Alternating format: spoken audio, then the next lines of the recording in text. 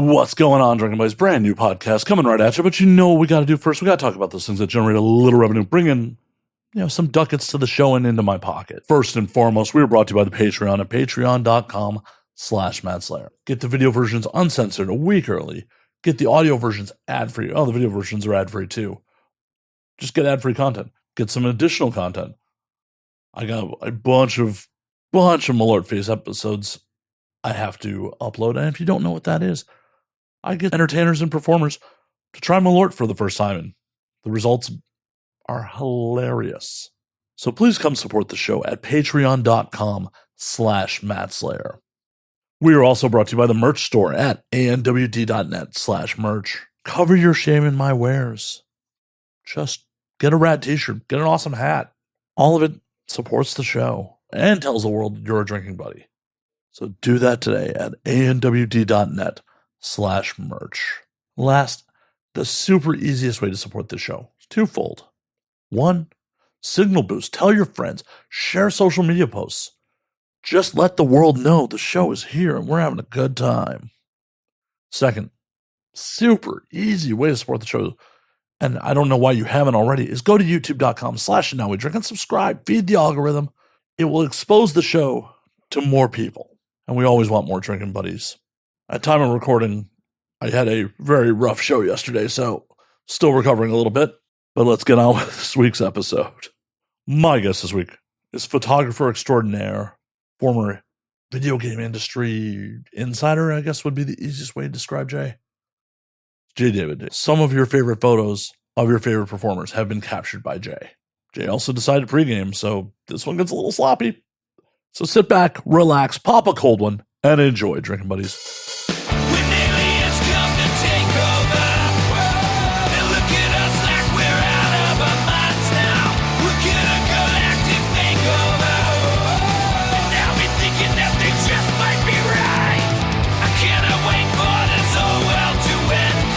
I'm gonna break out the bottle with my friends. I think they'll tell the best stories when we're gone.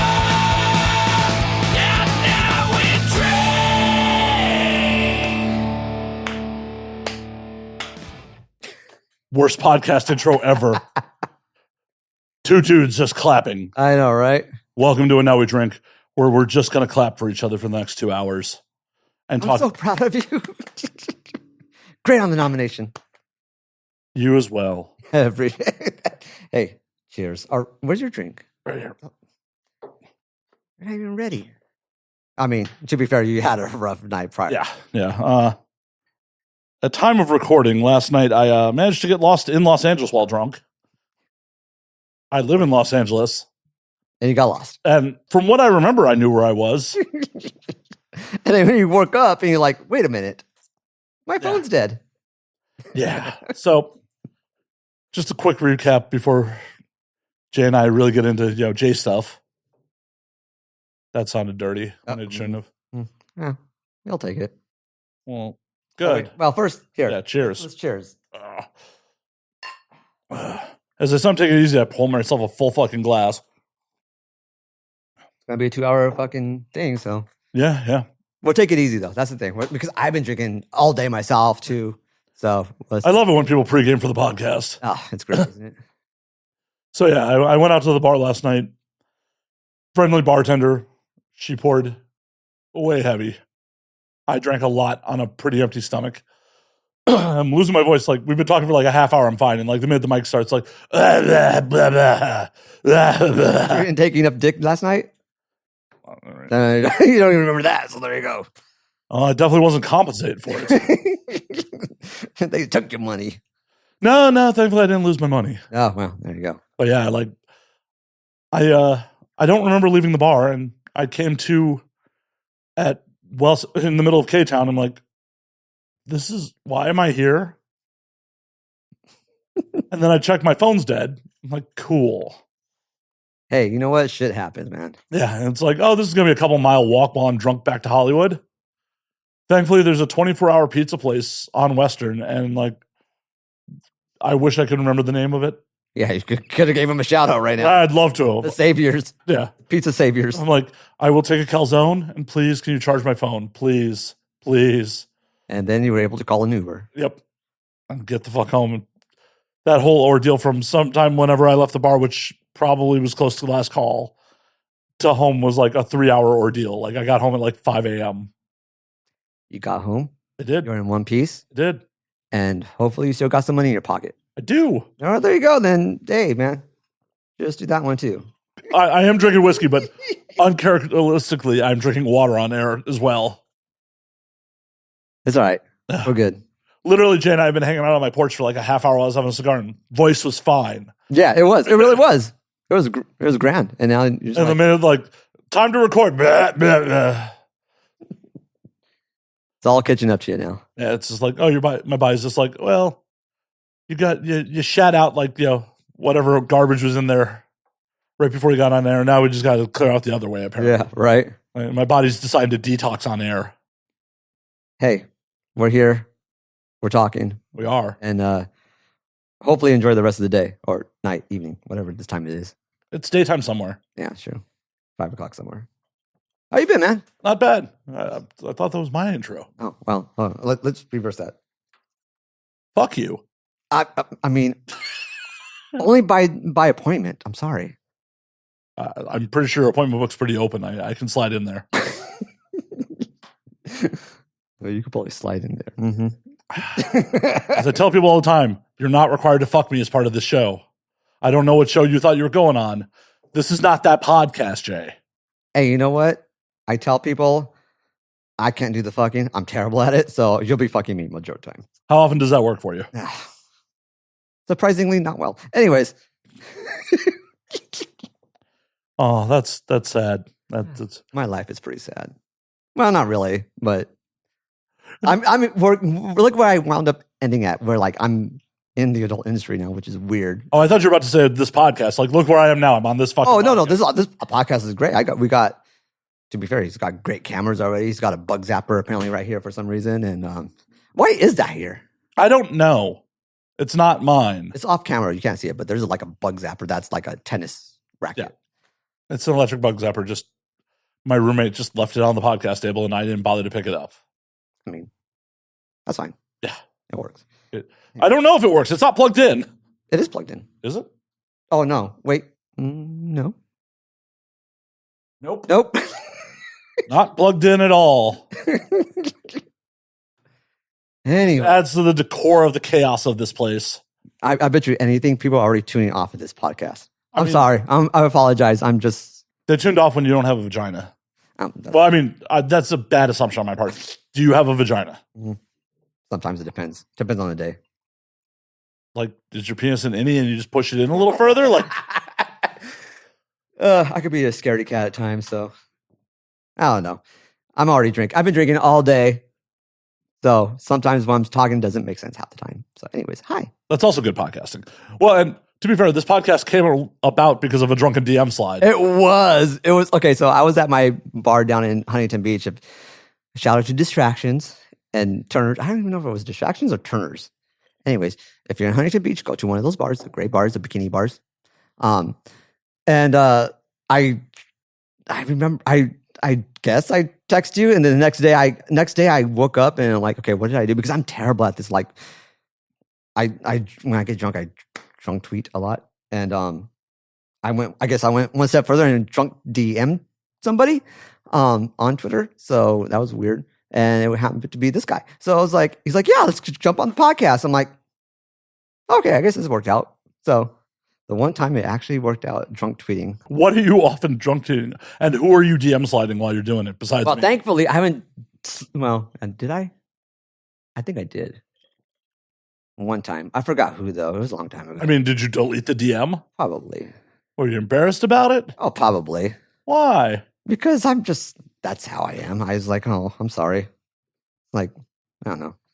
I'm sorry I got drunk and horny, and I think you're attractive. I'm sorry. No, it wasn't even that. It was just like some random, like...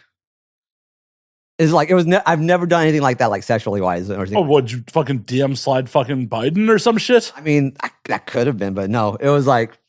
I honestly can't remember at this point. It was so long ago, but... that's not a good look when you were like a social media person for a company on top of that. So, well, at least you didn't do it from the official account. No, well... Okay, so funny story. I just started being a social media manager for Respawn Entertainment, which is the guys who made Titanfall and Apex now Legends. Apex Legends and stuff like that. And I had my browser window up, and I saw the word of what's the name from Linkin Park passing away. Chester Bennington. Yeah. And so, fully thinking I'm on my account, I retweeted that from like TMZ or something like that. He passed away, and I said something on it on top of that. And then I got a couple of guys from the studio come into my office and like, hey, what's that about? I'm like, what do you mean? Like, you just tweeted something from TMZ? I'm like, oh shit, it's from the actual like company account. I'm like, oh fuck, I'm sorry guys. So I went out, had to go delete it, and I'm like, oh well, shit. Well, that was my first fuck up, and like I just got the role 2 weeks ago. So there you go. So lessons learned. But then again, lesson learned. Respawn Entertainment's glad Chester Bennington's dead. no, actually, the funny thing is, a lot of people brushed it off to the side because the fans did, because we actually used their music for one of the trailers. So it was kind of like there's synergy. Yeah, it was accidentally synergy there, but it was like I deleted the fucking post, but it was like a quick lesson learned when to on social media accounts of always keep an extra browser up for your own personal shit, and then the company stuff like completely different ends. So see, this is why you just tweet from mobile, and you have to actually switch accounts on the fucking app. Yeah, I just keep browsers up. I had Opera in one, and then I had like I think Chrome on the other one or something like that. So your poor system resources. I know, right? Hey, to be fair though, I was in gaming, so we had a lot of fucking resources on these PCs. So poor resources. Yeah, it'll be fine. It was fine. So what happened with you at Respawn? I take it you're not there anymore. Oh, apparently not. No, actually, I left that. What was it? It's been about 4 years now. 4 years maybe. Yeah, it just kind of got not old, but it was like I got stuff like from the EA side of things coming down on me, and they had like the fans coming on me for like other stuff. It's just like because like there was the hardcore fans of Titanfall that were mad at us for not paying attention to that game because we were all fully focused on like Apex Legends at that time, and it was like because when we launched Apex Legends, I think we were like 110 people, maybe if that. So we had to expand really quick, and then just being on a treadmill of like just creating that game and trying to keep the upkeep of it, because at the time we were also kind of like, I won't say competing with Fortnite, but we were. Oh yeah, you were. No, we weren't. In our view, we were not competing with Fortnite. Fortnite was slightly competing with us for a while because we took them out of Twitch for a while, like for like 2 or 3 weeks. They were trying to like, those guys are quick with their shit too, and they were trying to like mimic a lot of the things that Apex was doing, and we were like, they just stay in their lane because they have a good thing going. Why try to mimic somebody else? I mean, that's Fortnite's whole thing. Fortnite is just mimicking PUBG from the first place. But the thing is, that was just a bullet point in their patch notes when it first came out. It was not a big thing. Well, yeah, it was all Fortnite was in beta, and it was supposed to be a survival horror. Yeah, by Cliffy B, who made fucking Gears of War. Yeah, and so it was like, and then he left that company, and then they wound up doing their own thing with Fortnite. And anyways, I completely got lost with this side story, but so we got stuck on a treadmill, and the creative juice was kind of running low, and like I said something. I had like a morning show at the time because it was during COVID, and I needed to a way to wake up, and so I just kind of like turned my camera on, live stream, and did whatever. And like I said something about like us not really having a Titanfall and works or anything like that. And the Titanfall community, as much as I love them and all that stuff, there's like those very vocal people that just kind of like toxic gamers. Never. That's the thing. Never. And then so when the toxic gamers start rattling the cages online, then EA comes into the fold and like, what's going on with this? And they have that knee jerk reaction, and I'm like, guys, just chill. It's not really anything. And it just like it was a constant barrage of that towards the end of my career there. I'm just like, guys, just chill out. And I just kind of like, I'm done. I was in gaming for 16 years, started back with Call of Duty 2, no, Doom 3. Doom 3 was my first game back on the original Xbox, and Apex Legends was basically my last one. So What'd you do on Doom 3? that was my first step into the gaming world, where I was actually just QA, and not just like functional QA. I was like a localization, so I had to somewhat understand 13, 14 different languages. Oh shit! Right out the gate. But it was like what it came down to is like make sure there's no null characters. If you don't know what null characters are, they're just like sometimes when a software or program doesn't understand. Like sometimes you see this now with emojis now, where it doesn't show the emoji; it just shows like a square box on the text messages or some. That's what a null character is, and so that's what we were just basically making sure that there was no null characters within any of the text, subtitles, or things on the wall and things like that. So it was a weird time because like the Xbox system didn't really fully understand like the Japanese text lines and stuff like that, or Chinese. I think it was a Taiwanese or simplified Chinese. And so it was just kind of making sure on that stuff. And then eventually I got roped into the functional side of things. So that's why I jumped into Call of Duty 2 on the Xbox 360. So that was from Xbox to Xbox 360. And then from COD 2, I did like Marvel Ultimate Alliance. Rest in peace, that game. Like that, they need to bring. I mean, they tried to bring it back recently with Switch and MUA 3, but it wasn't the same. If anything, they should really bring back X-Men Legends. It's perfect timing for it, honestly. And there's so many games. I have like 80 something titles under my belt that I worked on, and so like at Respawn was my like last 6 years of the industry was, like I said, Titanfall 2, Apex Legends. I did a little bit of like marketing stuff for Star Wars Jedi Fallen Order. I didn't do much for Medal of Honor. We had a VR Medal of Honor, and then at the time I left, there was like we had 5 games on being worked on, and at least one I could talk about now is that because EA actually came out and said they killed it, was a Mandalorian bounty gun game, and it was fucking amazing when we were testing it, like the super early stages of that game, and I was already having a fucking blast with it. And then just to hear like a couple of years later after I left that like they killed it, like it's not there anymore. I'm like, that shit was gonna be fucking dope, and I was so mad that they like killed it. Like we need a tax write-off. Time to kill another game. Oh, it was like there was a game out there called Prey 2. There's like some early videos back from like E3 days. That the Bounty Hunter game was basically almost like that, but with the Respawn Titanfall successor twist to it. At least a little bit like that, but then there's some more stuff that I can't get into. But it was dagger. Anyhow, that's my somewhat of a career in games. 16 years. And now you take pictures of porn stars. I'll take pictures of porn stars, so which is a weird transition, but you know what? It is. It's a weird transition, but at the same time, it's like I say this, like I feel like I'm living every teenage boy's like dream. Like I went to go make video games, and now I get to go play around the porn world. It's like every 16-year-old boy would dream of that. Now you just got to go play professional baseball or something, and you got it all. I'm not Bo Jackson. I'm sorry. That is such a dated reference. I remember having my Bo Jackson glove back in Little League. You're like, Bo knows. Bo knows. Yeah, right. Anyways, I definitely just dated myself on that one, but just a little bit references. Bit. You know, someone who hasn't played in like 30 years, right? Maybe over 30 years, maybe. It was like something like that. Yeah, like I said, this was Little League when I had his glove. So, I'm trying to find out when Bo retired now. Dude, yeah, that'd be interesting. 94. Yeah, that's about right. Yeah. His football career ended in 91. His baseball career ended in 94. So 30 years ago. The guy retired 30 years ago. Literally 30 years ago. And I'm 37 right now. I'll be 38 in just 2 weeks. So happy birthday to me. Granted.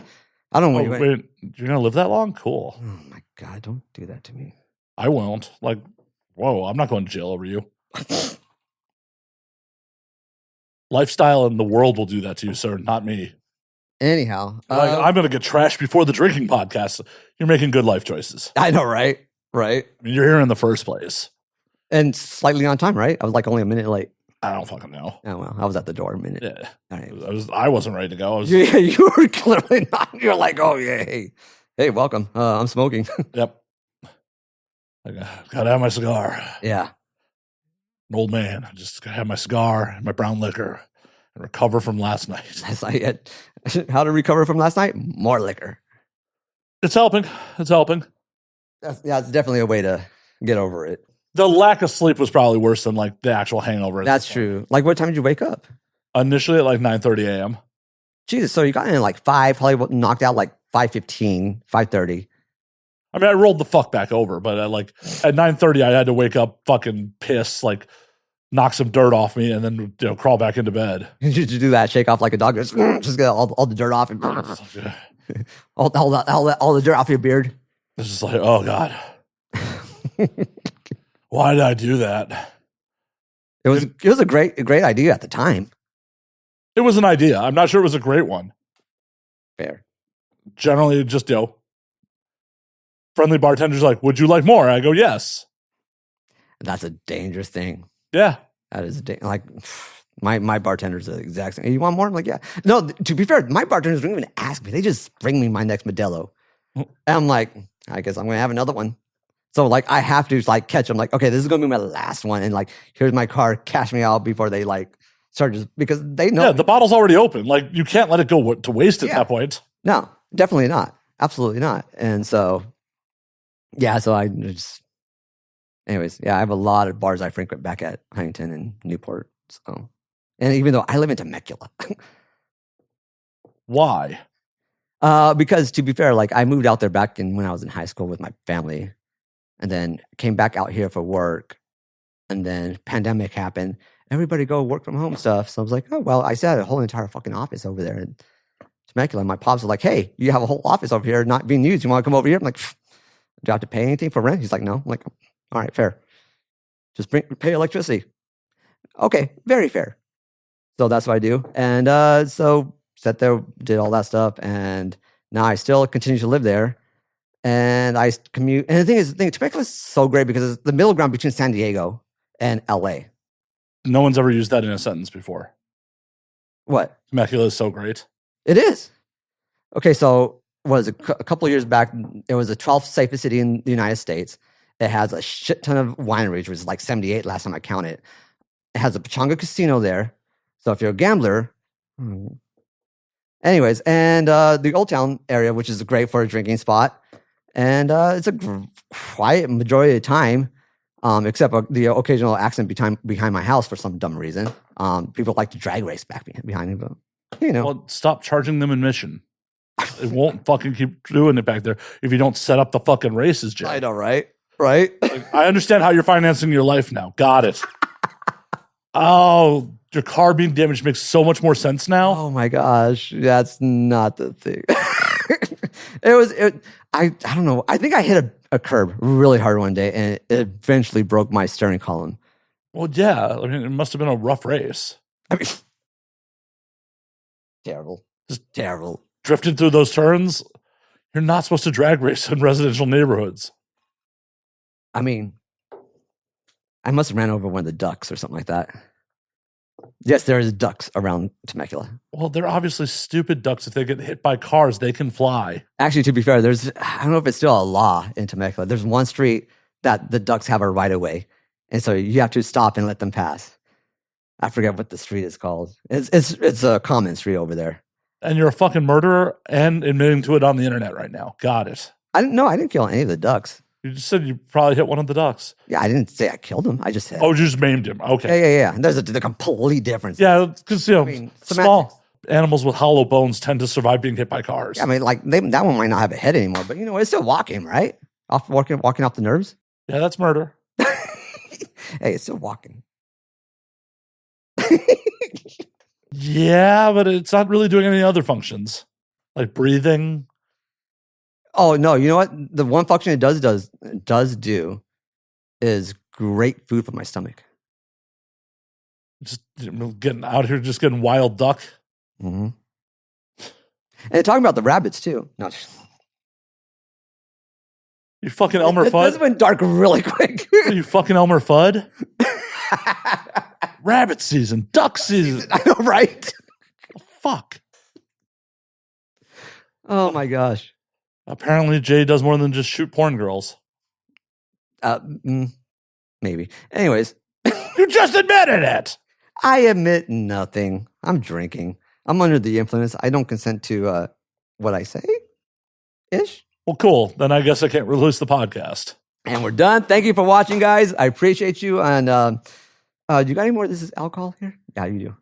There is. But it's for guests only. Sorry. Now that we're wrapping the show, get the fuck out. All right. Well, it was fun while it lasted.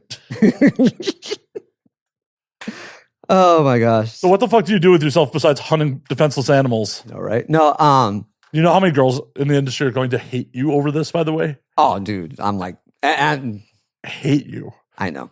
Out here killing ducks and rabbits.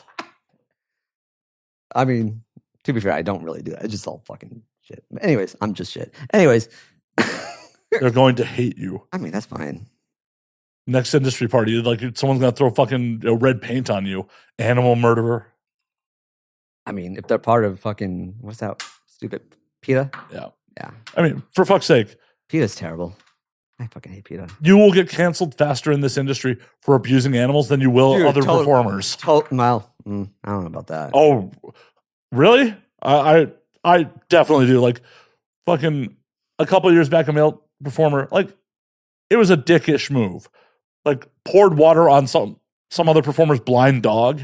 What? Yeah, but he just like at the end of the day, he just poured water on the dog. It wasn't cool. Yeah. He tweeted about it like it was funny. Fucking No. dead. How many people have been accused of sexual misconduct in this industry that are still shooting on the regular? You got a point. So nice knowing you, Jay. I know, right? You're right. Oh man, I just started this industry too. God damn it. Man, back to gaming for you. I know, right? I got to hit up a ninja, see how he's doing. Yeah, like that is the number one way to get yourself canceled in this industry. Yeah, no shit, right? Like, wow. Yeah, this past, I was supposed to cover this past weekend too, the animal charity event that was. Oh, Vice is Nice? Yeah. I really wanted, like I said, my car fucked up too. And it's like, I'm so pissed I missed that one. I really wanted to be there. But I also heard there's some shit going on with that one too afterwards. Someone's dog attacked somebody? And they can't find the owner or the person who had those dogs. From what I heard, it was just bad. And it was actually another photographer that got attacked too. On top of that. Rest in peace, Koga. Yeah, no, definitely not Koga. It's not Koga. It was somebody else. I forget their name already. Wait a minute. Now I know why you weren't there. You're just taking out the competition, Jay. Oh, I see how it is. I should have never fucking brought this shit up. I mean, Oh, it all makes sense now. Oh, no, I wasn't there. I hate you so much now. I wasn't there. Another photographer just happened to get mauled by a dog. I mean, oh my God. I know we're trying to make light of it, but still, it's a serious issue that has really fucked up that needs to get resolved. Because I can't find the dude, and that's not kosher at an event like this. Like, it was meant to be like celebrate like the dog and the animals and stuff like that, and it's just unfortunate that fucking happened there. So They'll come for you one of these days. Don't worry. oh yeah, no, I'm totally 100% sure that I'm gonna get mauled by a fucking rabbit. Anyways, Oh, that'd be karma. that'd be great karma. Anyways, see how I bring it around? Bring it right back. Bunch of just killer rabbits just gnawing on you. No. Like the rabbit from a fucking Holy Grail. Yeah.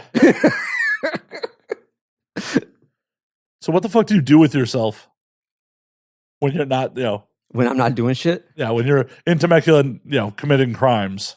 Well, I'll still shoot. I shoot for like I do paid shoots here and there. And then in between though, what I like to do in between is like when I'm going to a shoot, I have Uber. So I make money going to the shoot, get paid for the shoot, and then make money coming back. That's what I like to do a lot. And then when I'm not doing that, I'm just sitting around just fiddle farting, twiddling my thumbs and playing games, honestly. Like, I'm still a gamer. I still play all that stuff. Right now, I got heavily back into Fortnite, for one. Like, fuck Respawn, I'm going to Fortnite. it's just the characters just the licensing they are able to pull from that game. Plus, Disney put like, was it $1 billion into the game just recently? Did they? Yeah. So they're already working on a big, massive like Disney world within the game. So that I know they have the Marvel section, the Disney section, the Pixar section, and then something else like Star Wars. But yeah, it's crazy what Epic's doing with that. And the thing is, all it is a tech demo. It is meant to be a tech demo for the engine, which is already being used on the Mandalorian and stuff like that. But yeah, it's just crazy. But anyways, I'm playing that game. Also playing Goat Simulator. Why? Goat Simulator? Why? Goat Simulator 3. Because that needed 2 sequels. No. It went from 1 to 3. I love this game. This is such a parody game. Yeah, it's like it's not an actual simulator of a goat. It's a parody game. And this goat could grind on fucking like telephone poles and shit like that. And it's it's such a fun game. It's a game I could just finally turn my brain off and I'm just going to go kick this person 3 times off a fucking roof or bat at this guy for 4 times and run away and then like lick this person off and then drive him around with my tongue. Goat Simulator 3 is an amazing game. If you haven't picked it up, go pick it up right now. No, not right now. They're watching the fucking podcast. Not right now. Well, to be fair, they could be opening it up in another window. No, don't navigate away. Why would you tell people to navigate away, Jay? Why would you do that? I'm drinking. Are you just ashamed of being here? You're just like, give up, stop watching, do anything else but this. I mean, you can still listen and click the like buttons and click the subscribe button, notification, give that thumbs up, and leave a comment below. Did I save it? No. Oh, okay. Everyone loves the YouTuber pitch in the middle of content. I mean, I tried. It's okay. I mean, how about actually with Spotify though? Yeah, you're on Spotify, right? You don't know? Yeah, I do. Just trying to make conversation. Oh, but on is that what we're doing here? Yeah.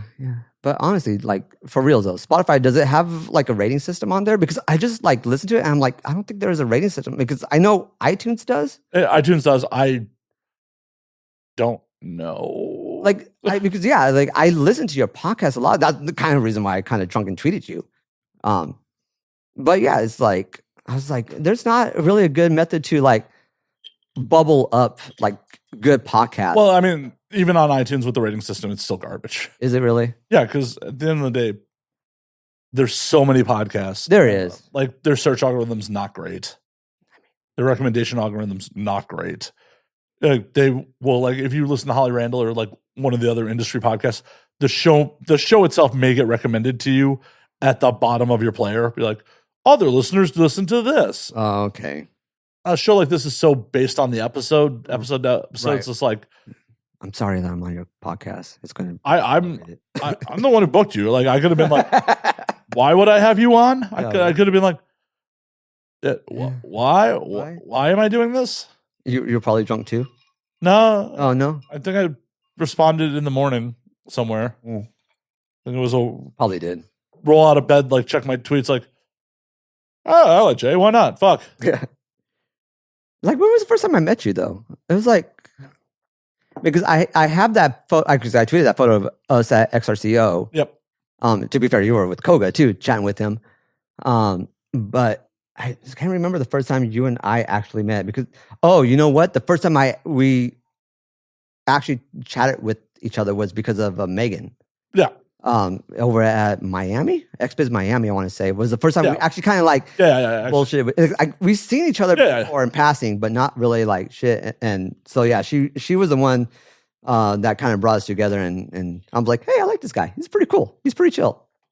And then I like here and there, I would like chill out with you when I needed a break from photography and the sweltering heat and fucking humidity. Yeah, because I was just kind of holding court in Miami, like just like my bottle. Fucking dude, I was like, dude, I love Miami, XBiz Miami, but holy cow, man, like that humidity just killed me. And I think also on top of that is like the white party. They had that whatever club they had it, but my lens kept on fogging up, going in and out of the place and then back outside. And I was like, I'm like, thankfully I had a filter on it. So it's fucking up the filter, but it wasn't going into my actual lens. So Right. thank God. But same time, it's like, please don't fuck up the lens or the filter. I'm like, because I didn't have any of my filter cleaners on it. I'm like, Well, now you know. next time. Definitely has to be in the camera bag. And usually I would do that too. I just like, I don't know why. I was an idiot that day. But yeah, I think that was the first time we actually like bullshit to know each other. So yeah, I think there were some other parties where like, well, because XRCO was before XBiz. Yeah, it was, and but like I said, like I've seen you here and there, so that's why I snapped a picture. I'm like, I know I've seen this guy here before, so you must be somewhat important. No. Fuck no, I'm definitely not important. Dude, you're plenty important. Like everybody likes you. Everybody knows you. Not everyone likes me. Not everyone. I literally just showed you fucking DMs from last night where someone did not like me. That's fair. That is fair. Anyways, well, no, I wear that shit with a badge of honor because like if everyone fucking likes you, you don't stand for shit. I mean, everybody slightly likes me. To be fair, like I really don't want to like rub anyone the wrong way in this industry, like because you only get so far through your networking and your ability to like be.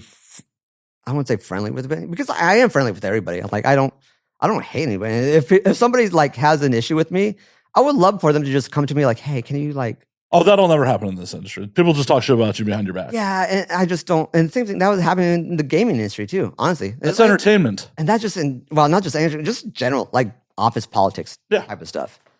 But if you do have an issue with me, please let me know. Like I want to correct. Like how am I supposed to correct anything if I don't have the feedback? Leave it in the comment section. Drive engagement. Yeah, that'd be great. Honestly, let it be on YouTube, Twitter, Threads. I don't know. Fuck Threads. Fuck. It's funny. Like I've been like this whole week since my car's been messed up. I've been able to schedule all my social media stuff, and I've done everything from like, with the exception of Snapchat. Why did I not do Snapchat? Anyways, well, you just said earlier you got a little dick. I understand why you're not doing Snapchat. I mean, it's not that. Well, anyways. Oh. No. Anyways, at what point are you lying to my audience? Were you lying to my audience earlier, or are you lying now? I mean, it depends on how small their hands are. They're just doing it by comparison. More or less. It's Girthmaster uses a wine bottle. You use an airplane bottle. It's relative. It's all relative. I've been scheduling like Pinterest, Threads. Pinterest? What the fuck are you putting on Pinterest? It's photos. It's event. Like people still like look at that stuff too. Like at least for photos and stuff. Like that's actually another big one for me. Oh shit. Yeah. I guess I should probably put my photography there then. Yeah, Pinterest is really cool. Like that gets you, and plus you could put links on it. So as soon as they click the picture, it takes you to wherever it is. So like if you put pictures of people for your podcast, they click the picture and it takes you straight to your podcast. Oh well, shit. I guess I'm fucking up. We all learn. But like I have like Threads, I have Blue Sky, I have like all the random ones that people don't really use that much. At least I have content there, so just in case something happens where Elon just like makes X go like take a shit. Like I don't know. Well, granted, I mean more of a shit. And the thing is, like I still call it, even though everyone calls it Twitter. Yeah, I just called it X because I had Elon in the head. But in general, I just say Twitter and tweets and stuff. That like motherfucker even posted a poll on his own account. Should we change it back to Twitter? Multiple times he's done that, and every time it comes out Twitter. So he's just waiting for that one day where it's just like the next generation just says, "Hey, it's X." They're never going to say it. I don't. To be fair though, I will say I will still type x.com because it's easier to type that than Twitter. But then again, sometimes I put the T, and it's already put in there from Chrome. So I was like, well, all right. It just depends on what I feel like that moment in time. I just closed my whole browser once, and then when I reopen it, all my tabs are back there, so I don't have to type shit in. Fair. It depends for me of how stupid I am, and I close a certain tab. I'm like, oh fuck, now I gotta retype this stupid shit. No, you just go to your history and click on it. Open but then that's Control H, and then looking through a list, I'm like, just x.com or T, and then autofill. I'm like, all right, cool. Welcome to the lazy technology portion of the show. Hi guys. I'm all over the place when I bullshit with people. Like we go from video games to roadkill to X and social media. So welcome to today's podcast. Are you thinking about trying to get into doing social media for like any of the adult companies? No, not really. I think I'd be more inclined with doing it for people who really need it or who are just overwhelmed with social media. Because I've heard certain people saying like, yeah, they would like an assistant to do all that stuff and things like. And that was my world, especially at Respawn. I killed it. Except for that one time. Except for that one time. But to be fair, like I helped grow the Apex site, the Twitter, because that was funny. That was a fun like marketing month for me. I enjoyed the crap out of it because Apex, if you don't remember or know the game, that's fine. But the way we marketed that game was so unique is that we had zero marketing for that game at all. We developed that game in secret. EA themselves thought we were making Timefall 3. And we never told them. And so like a couple of weeks before, we were like, hey, surprise, we're going to make this game called Apex Legends. It's a battle royale that's going to take on PUBG. What the heck is PUBG? I'm like, oh, great. Well, you didn't even know what fucking PUBG is. And this is already like a year into its existence, it seems like. And then at the time, too, like Call of Duty came out with their BR. And it was good because it's COD, it's a AAA title. But we were like, it's kind of half-assed. And oh, it was horrible. It was like the first one. It was like, granted, they've ironed a lot of things out since then. But I haven't gone back to it. Like it was so bad, and so many fucking people were cheating. I was just like, fuck this. It was not. It was. They could. To be fair, like as much manpower that company has for Call of Duty, a lot of us expected a whole lot more from that. We were petrified what COD was going to do, and then we saw what they did, and it was just kind of like, It was like, oh. Then why were we scared in the first place? Like we have a superior title, and then Fortnite did theirs, or no, it was like the other way around. Fortnite did one. No, Fortnite was the first battle royale after PUBG. Yeah. So we looked at them, and we were like, okay, it's not that. It's cool, but it was just like we said, it was a bullet point in their patch notes. Then COD came out, and that picked up a lot of steam because it was a AAA title, and it was a solid shooter from the get go. It's Call of Duty, and they just kind of put in a big map of what they could do at the time with that engine. And so we saw what they did. It's like, okay, at least we feel good internally because we knew what we had. And it was fun when we were playing it. And so we just hammered it out. And it was supposed to release like 5-6 months prior to when it actually released. But before we did, we brought in like a lot of influencers to just get their 2 cents in. And we got a lot of good feedback from them. Like, yeah, we're not going to release it. We're not going to release it at this time. So we waited until, I think it was like February of that year. We released it, and we created that all in secret. And then we were battling with EA for a while with price point. We wanted it straight up free to play. And EA at the time, because they bought us previously in Inspecting Timefall 3. We did Apex, and they fully expected us to do that. We told them, no, we're going to release the game free to play. And they kind of like, okay, if not, don't do free to play. How about like a $40 game? And we're like, nah, it has to be free to play because this is a game that's set in the Titanfall universe without the Titans, without the pilots. It kind of like, it was not a Titanfall game, but it was still a Titanfall game in the universe. Right.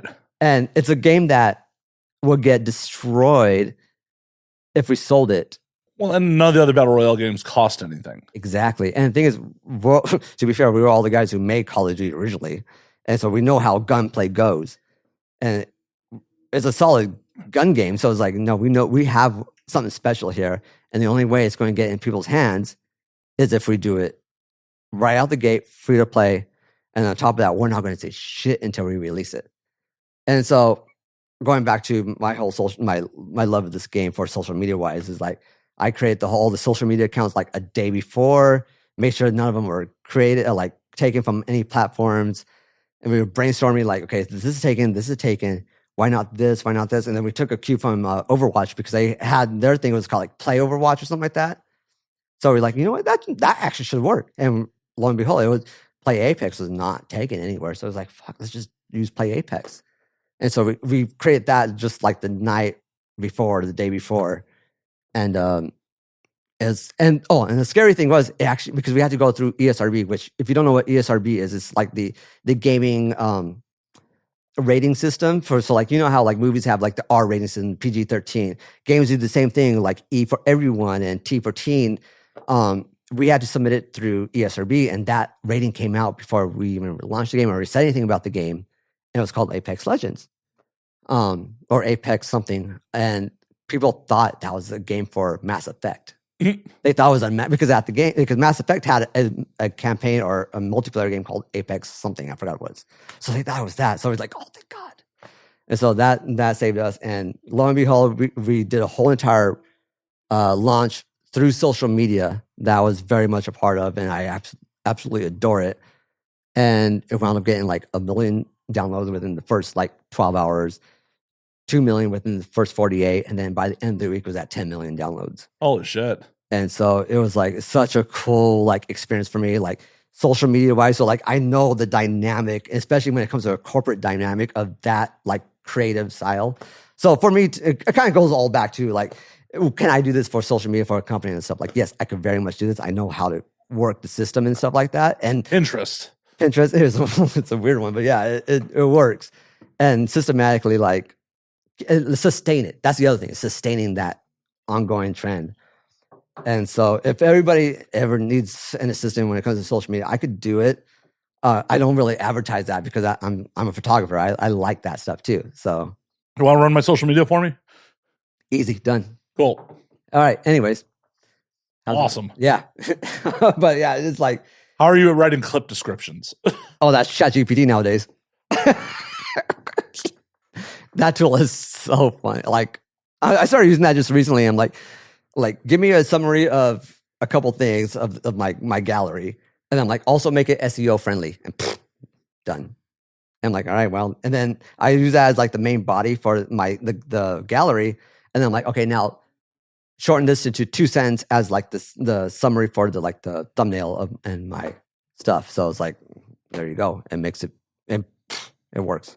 It does. I use an AI program to write my show notes now. Yeah. The problem is sometimes the computer focuses on weird choices on like what to mention in the summary. Yeah. And the thing is nowadays, like for me, a lot of kids or in school now, I think it's more important to teach kids how to edit things more than write things out, because in the future, they could just chat GPT or whatever comes out 10, 20 years from now, and it'll write the whole thing. But you need to make sure it writes it correctly. So now you just need a world of editors. Right now, you also, if like you're writing something serious, fucking AI hallucinates shit. You can't use it for like serious documentation. Well, that's why I said you need a world of editors. So to proofread all that stuff and like, no, that's fucking wrong. And that does make no sense and shit like that. That's where the editing comes into play. So a world of editors is now more king than actual writers now. So, but also story is more king than any of that to me. So if you could make a story out of whatever it is makes it a hell of a lot better. Well, everyone's about the story. I mean, no one. If you have a good story, it doesn't matter if your grammar is a little off or. Yeah, exactly. Because at the end of the day, communication's really about your target audience understanding what you're trying to tell them. Right. You're not a smarter person if you use big words if your audience doesn't understand what the fuck you're saying to them. And that's one thing I always didn't like with school. Like, to be fair, like I dropped out of college. I graduated school early. Well, to be fair, I was going to drop out of high school. And then my parents gave me a 54 Bel Air for my birthday. But they're like, under one condition, you graduate school and you go to college. I'm like, shit. All right, fine. So instead of dropping out of college, dropping out of high school, I went the other way around and just graduated early, and then started joining college really, really fucking early. And then I found out there was nothing there for me. And I'm like, well, I'm going to just drop out. And they're like, well, whatever. He's making video games at this point already. So it's like, he's already successful. Here's some debt. Yeah. Yeah, that was like a little bit of debt. I'm like, oh, well, I could pay that off pretty easy because I didn't go the whole fucking 5, 10, 20 bajillion years like some people do, it seems like. Well, you don't have to start paying back your student loans if you just keep staying in school. I know, right? Right. I'm like, that's not. The thing is about me, I always hated homework. Homework was the worst for me. I was like, I just went through all this stuff at 8 hours over here. Why did I need to take it back home with me where I could actually just be like, I don't know, go play football or. Well, it's bullshit. Homework is bullshit because it's just like school telling you that, like, no, your own personal time isn't valuable. You don't get to control your own personal time. You have to do this shit away from what your job is as a child, which is go to school. And it's just like, unless you're an entrepreneur, the second you clock out from your job, you shouldn't have to give a fuck about your job till you have time to clock back in. Exactly. No one's paying me to give a fuck about this right now. Yeah. You paying me overtime? No. All right. I'm out. Peace out. Oh yeah. But the funny thing is, like, towards the last year and a half of my high school years, is like they had the book there, and I found out where they're pulling the homework from and all that stuff. I'm like, I'm gonna do the homework right here in class.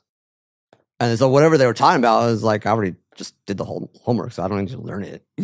And so, like, of course, I would like ace all my tests and shit like that. But it's like, for me, it was like, yeah, I already know what's going on. So here's the shit, and I'm done. And so, but that was like, I didn't learn that until like 2 years, 3 years into high school. So it's like, whatever. Also, the other thing I learned in high school is walk around like you know what you're doing. You'll get away with anything. Oh, 100%. Dude, like also, I got really friends with the security guards around there because at the time I was driving my Bel Air, my 54 Bel Air, and back and forth to school. So I was like, I would just sit there and bullshit with these security guards talking about my classic car, and I'm missing a full entire class. And I'm like, hey, do I need to go back to class? And they're like, no, you're fine. I'm like, all right, cool. And then also on top of that, I would make really good friends with my teachers at the time. And we had an In-N-Out just around the corner. And I'm like, hey, you know what? I want to go get In-N-Out for lunch. Do you guys want anything? And like, oh yeah. And they'll go in their little purse or wallets or whatever. And like, here's money. And they would let me leave like an hour, go fuck around at Ralph's or In-N-Out and shit and like that. And these are tips, kids, for high school and how to survive it. So other than watching Ferris Bueller's Day Off. If you're a child, you should not be watching this. Oh, actually, you know what? To be fair, yes. Well, to be fair, also, you don't have this under the... Fuck no, you made no money if you age restricted. Exactly. This is stupid. I was like, I don't know. I'm just saying, as a child, you should not be watching this. You're going to do what you're going to do in this world. It's like all these rules that people like the government's trying to impose, like especially like the ID submission stuff. I'm like, that's just so stupid. That's just like, people are just VPN, go around it. It's like, well, eventually it will be to a point where you'll have to VPN out of the States to view it.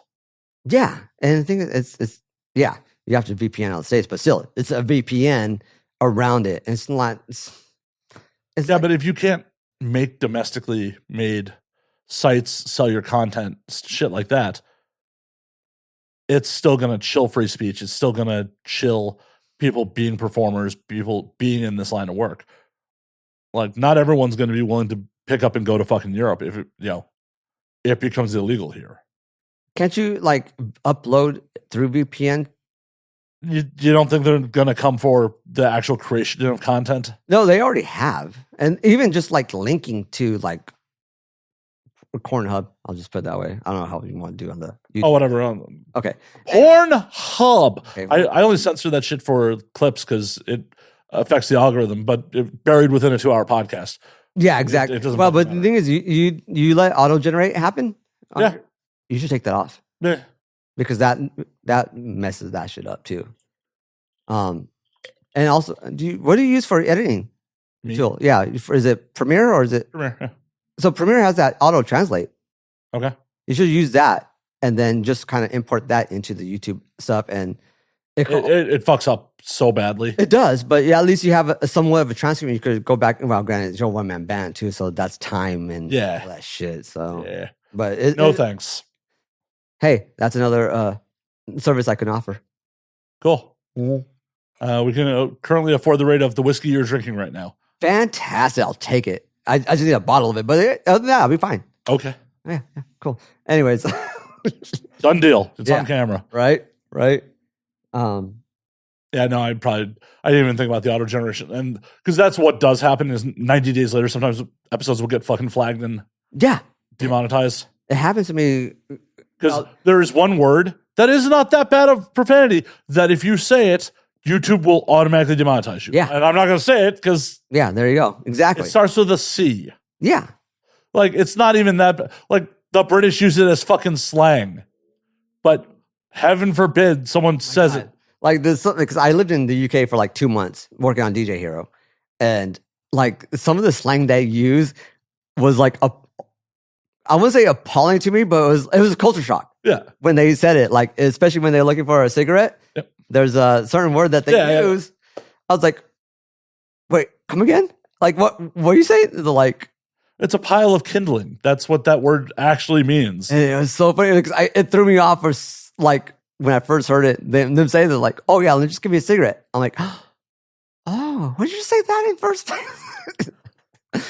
But yeah, like, it's funny if you look at like the word cigarette. It's a feminization of cigar. It's a cigarette. Why did I never think about this? Yes, you're. Oh my god, I'm an idiot. No one ever thinks of that. I never thought about that. But yeah, you're right. 100%. Oh my god. I need more alcohol. Well, there's more alcohol on the table.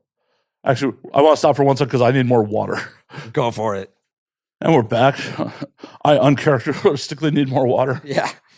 I very characteristically needed more alcohol, but oh shit, what knob is this? It's a black one. It has to be a black one. Yep. There you go. Where did this one come from? Alcohol? Anyways. Just littering on my fucking floor? Jeez, man. We're just zero. It doesn't have a connection to anything, so... Yeah, it could still live on the table versus just being on the floor. I'll pick it up later. Anyways. Just coming in my house, be like, pick up after me, bitch. Wow. Wow, Jay. This is how you roll. I mean, I would never call you a bitch. To my face. Exactly. At an industry event when I'm not in earshot. I know, right? That may be a different story. Oh my god. I came into his house, I just threw shit on the floor and was like, pick it up. Pick it up. I love you, Matt. What are you going to do about it? Just pick it up.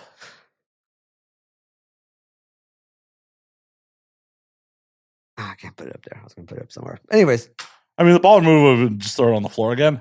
Yeah, true, but I'm not that much of it. I mean, I am that much of a dick. But anyways, it's just I'm not that quick-witted. Well, I'm sorry. Yeah, well. Sorry. Shit happens. It does. It does indeed. Not dropping shit on the floor for a second time for comedic effect is obviously not part of that shit. Well, the thing is, like, when comedic effect happens, it has to happen 3 times. Well, yeah, the rule of 3 is definitely there. But yeah, so I have to have 2 more times throughout this podcast. See, but the moment's gone. The timing is bad now. If you're just like, haha, it's like, haha. Yeah, it's. Well, that's the 2nd time, though. We haven't hit the 3rd. And the 3rd time is always the charm. I feel like we're beating this bit into the ground at this point. I mean, it's like any fucking like Activision or EA. and being a dead horse to the ground or whatever. Was it something like that? I'm already drunk enough. Anyways, it's like AAA games are all rehashes of the same game. They really are. And granted, like to give EA some credit though, they definitely have tried to like branch out because they just recently had a really cool idea of a game that came out. I forgot what it was called, but it was like a mystical version of like Call of Duty. And from what I've heard, I didn't get to play it. But it sounds like Hexen from back in the day. Oh my god, Hexen was cool. I liked Hexen. But it was, I forget what it's called, but from what I've heard, it was actually a really good game. The thing is, in video games, it's always hard launching a brand new IP and intellectual property. If you don't know what that means, I'm just saying. Like some people need an explanation. You need an explanation. Jay thinks you're dumb and don't know what IP mean. I mean, I pee in the toilet, but anyways. Well, good. That I'd legitimately be upset if you did on my. I know, right? That would be a problem. That would be a huge problem. I mean, you're not nearly pretty enough to get away with that. There are some people that are hot enough that, like, if they just let fluids loose on my floor, I'd be like, I'm probably going to have to let that one slide. What is the hottest one you've had on this podcast? Wow, you're just like trying to get me in shit, aren't you? Oh, yeah, absolutely. You're making me look bad with killing ducks, so why not? See, I do this for a living. You're not going to make me look bad. I know. I could make myself look bad. And that, Oh, I mean, I can definitely make myself look bad, but I'm also not going to, speak on my guest's appearance. I know, right? Oh, that's like this is why I should not drink all the time. But anyways, You're like, oh yeah, call out someone who's very likely to see this and who I think the hottest one. but the thing is, though, that's once again all relative too. So it's like, Yeah, no one takes that shit personal. oh yeah, we just saw something. Yeah. Yeah, No one takes that shit personal at all. I don't know. Never.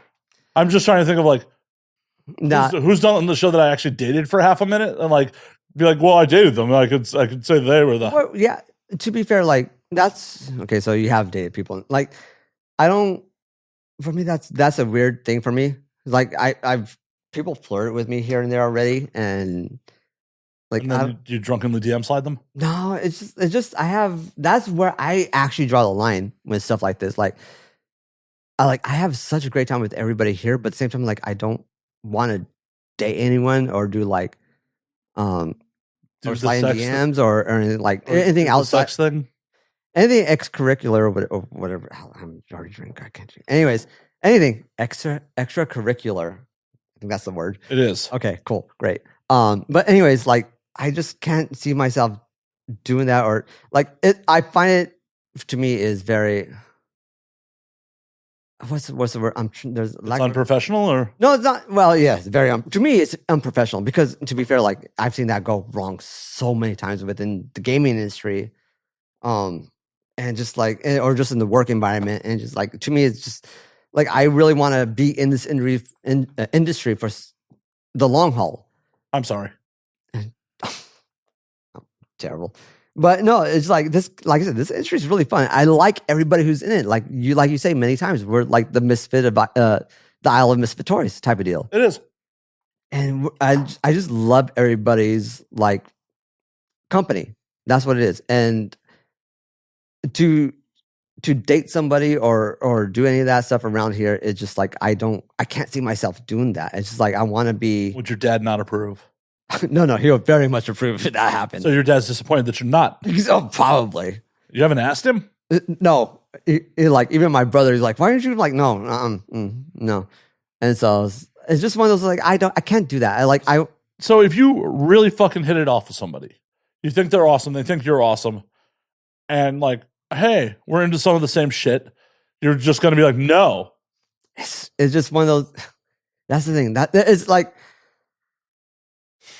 For me, it's so hard to do that. It's just like I've had that professional mindset for so many years, especially with corporate, like a corporate mindset.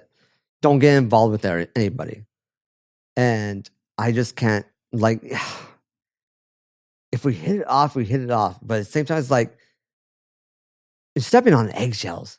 That's the thing. It's not, though.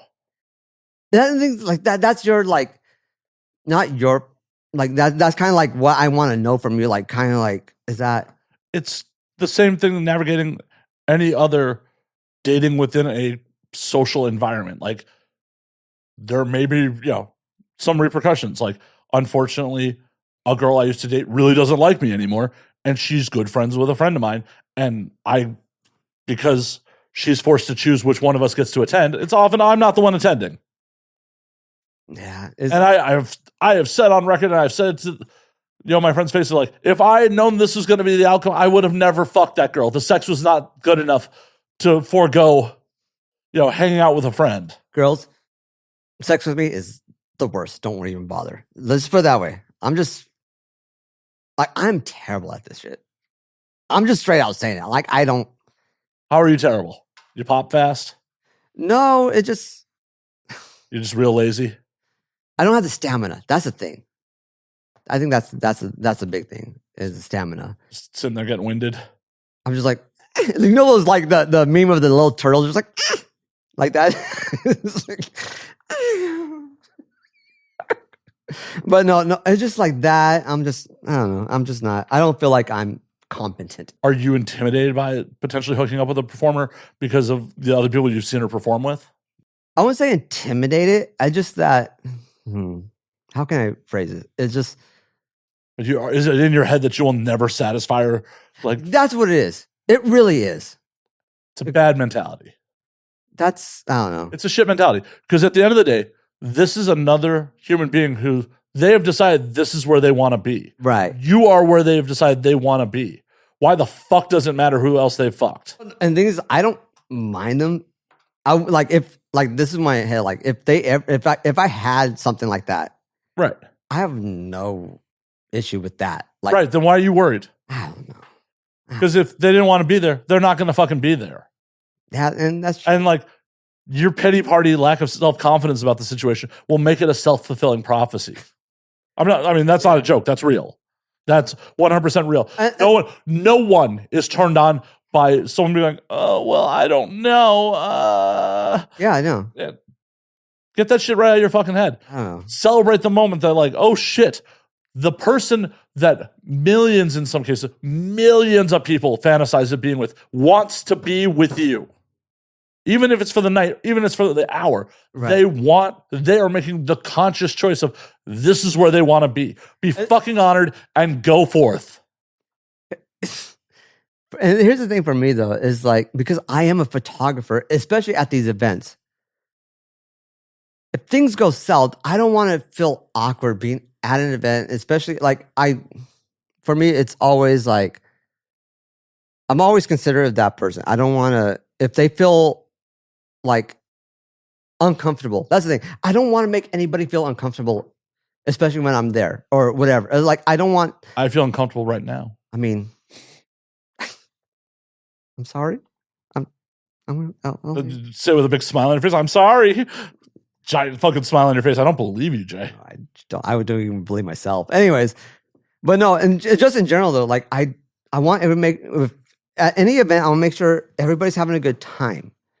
And if I'm personally not, if I'm not making, not your fucking responsibility to make sure everyone has a good time. I mean, yeah, but it's not your responsibility. It's not my responsibility, but that's just how I feel. Like I don't know. That just for me it's always been like, I want to I'm always trying to please everybody. Well, that's a problem. You can't please everyone. And I know, because especially coming from social media, I know that for a fact. Right. But at the same time, it's like when okay, so here's the thing with social media, everybody's on a fucking computer. You don't know who the fuck that person looks like on the other side. Right, they don't matter. But with people seeing every fucking time at these events, for me, it's like, if I make anybody feel uncomfortable, I'm sorry, and let me know, and I will like remove myself from that situation, because you're meant there to interact with the fans or depending on the event, your fans or your friends or whatever. Like and especially like sometimes I've even got hit up by people like, hey, remove my photo from your gallery. I'm like, done. There's no, like, I don't. Well, and that's the right thing to do about removing the photo from the gallery. If someone feels uncomfortable, that's not your problem. If you are not doing anything to provoke it, like if you're not causing a fucking scene, you're not causing fucking drama. If like, there's plenty of people at events that I do not particularly like. I will smile, I will nod, be like, hey, how's it going? And I will remove myself from their general vicinity and go socialize with someone else like a fucking adult. Yeah, and that's the thing. Like exactly how you're saying it. Like I would do the exact same thing if we were just happened to be in that area. But I don't know. You got to remember, for the most part, no one else is looking to make it a thing too. This is business for them too. It's a really bad look for someone to just start drama in the middle of an industry event. Yeah. So if it goes sideways for whatever fucking reason, I don't know. I just never want to make anyone feel uncomfortable. That's the thing. And end of story. Never want to make anybody feel uncomfortable, because to be fair, like my best photos are when people are comfortable with me, and I could just ask them, be like, especially like, there's a couple of people like maybe like Demi Hawks. Like I've had like, hey, come over here and take a photo next to like these lights, and she has like one of the best photos I've ever taken at an event, and then like other people here and there. Is Demi trying to fuck you? No. Well, then I don't understand why this is a concern. I know. It just no. I think it's just like future reference. Like you've been in it far longer than I have. This is like I said. If people know, I've only been here for like a year and a half, honestly. But granted, like the first show I've ever been to was Urban X, or like been into the award show. Like prior, it was like AVN, but I was only on like the red carpet at Hard Rock, and that was a kind of like almost like a public event. Everybody could, like, Oh, it was a public event. It was. Yeah. I walked that red carpet. It's fucking weird. yeah. And then like with Urban X was like, I think Urban X at that time was like, they still had like fan tickets or something like that. And I bought a fan tickets because of a certain person I just want to just meet. Who'd you want to meet? I don't know. I don't know if I should say it because she's had some issues with certain people in the industry and she just got out of it. That doesn't discount you wanting to meet her. I mean, I don't want to like for me. That's another thing. Like, I don't like to reference people who try to have gotten out of the industry. I understand. You don't want to mention who you masturbate to. It's cool. Yeah. No.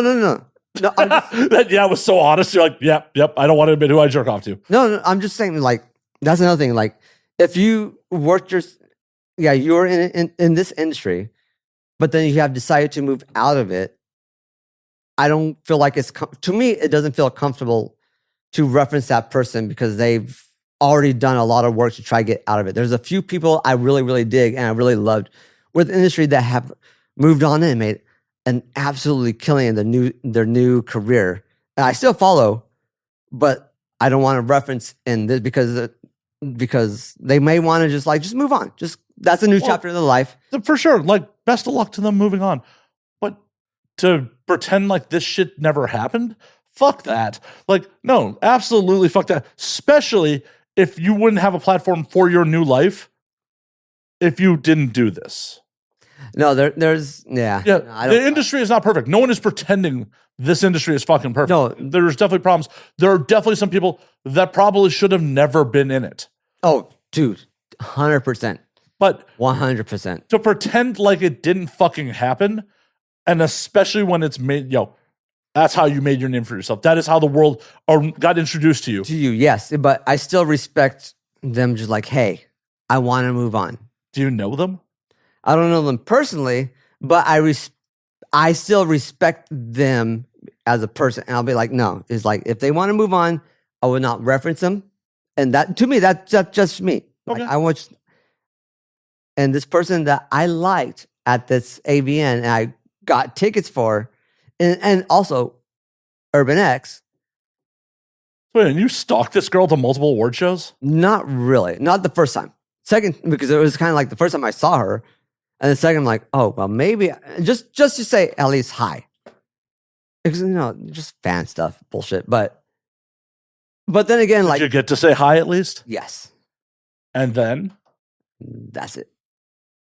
And that's fine. I'm not going to be like, that thing, like, another thing is fandom within the industry is fucking weird. Oh, yeah. It is so fucking weird. Like I tag people within these, like, some of the posts and the photos I take, and some of the replies I see, because granted, I tagged them, and then those people like retweet and stuff, whatever. Some of these comments I see, I was like, oh my God, you're a fucking weirdo. Like, what the fuck? Like, there's a lot of weird fucking comments out there. There's a lot of parasocial relationships people have built up in their own fucking heads. Exactly that. Yeah, exactly. And it's just like, just because you fap to someone's image doesn't mean you know this person. Like, the amount of people who flat out profess their love for a performer. You don't know this person. Like, I've said this many times. You don't fucking know this person. You don't know them on their bad days. You don't fucking love them. You love how your dick feels looking at their image. Dude, fandom's crazy. Like, granted, like I said, I dealt with the gaming, and it's funny. Like, I see the same thing with. Well, I wouldn't say the same thing, but I see a craziness with fandom kind of transfer to this. Well, you know what fan is short for, right? Fanatic. Yeah, fanatic. Yeah. Yeah. But it's like there's. Oh my God. This is why I don't like. I don't that cross out effing line. Like, this is why I don't like referring to my audience as my fans. I don't want them to be fanatics. I don't want anyone to be fanatical about something I create. I want people to be part of a community, enjoy things, but I don't want them to be fanatics. Community is a big key word for me. It's like, yeah, we are like people, a tribe, a community. Like, that's, we all like the same thing, and we could communicate through that. But you're right with the fanatics. Like, that's that's overboard. And I've seen that so many times with, like I said, gaming. I've seen it so many times with this industry now. I'm like, holy shit. Like, Well, Lifeline is pretty hot, so I mean, I get people rubbing one out. I mean, like Mela, the voice actress, is fucking amazing. Dude, Mela is awesome. Like, shout out to Mela. Hi, Mela. If I don't know if you're going to ever see this, I doubt it.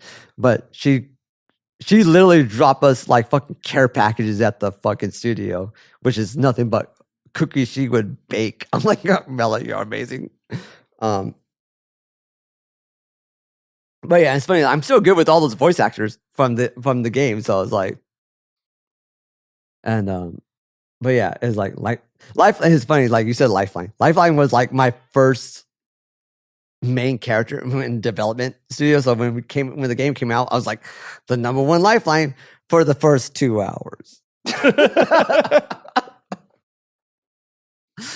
But gaming is funny, but the thing is, fanatics and fans, like it kind of, it's weird to me. Like I could see these worlds colliding, but not colliding. But it's like it's just the idea of this thing doesn't collide with this thing, but it so also does. I don't know. Yeah, unfortunately, it is a lot of people with too much fucking time on their hands and are not necessarily in control or happy about their fucking lives. The game gives them a dopamine hit. Jerking off gives them a dopamine hit. And they're just chasing the fucking dragon. And they're misplacing their fucking affections that they don't have to give to someone else on the thing that brings them that little crumb of happiness in their otherwise potentially miserable fucking lives. Yeah, and these people, like, I just can't see, like, why do you obsess so much about this certain thing? And then as soon as somebody says something negative, especially like somebody from the inside says something negative about it. I don't know why I was touching that little earpiece of some sort, but sure. Sorry. But yeah, I don't know. It just, fandom is weird. It's great. It could be so amazing at times and then so bad at the others. It's like, to me, like okay, to be fair, it's funny. But, well, I don't know. Like, talent deals with a lot of that fandom. Like, I don't deal with it, and I've got a little taste of it because when I tag people. However, I got a big taste of it with gaming, and the other taste of it is Star Wars. It's like the Star Wars fandom is fucking nuts.